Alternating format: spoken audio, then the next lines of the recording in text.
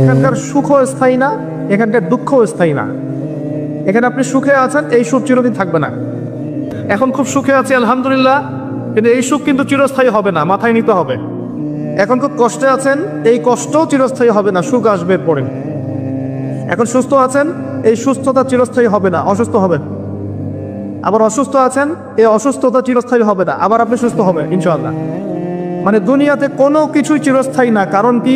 কারণ দুনিয়াটাই তো চিরস্থায়ী না, সব টেম্পোরারি। এটা হচ্ছে দুনিয়ার বাস্তবতা, হাকিকত। কোনটা স্থায়ী?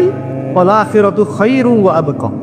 আখিরাত হচ্ছে চিরস্থায়ী এবং উত্তম, এটা স্থায়ী। এখানে যে খারাপ আমল নিয়ে যাবে, অনন্তকাল ওই খারাপ আমলের ফল তাকে ভোগ করতে হবে।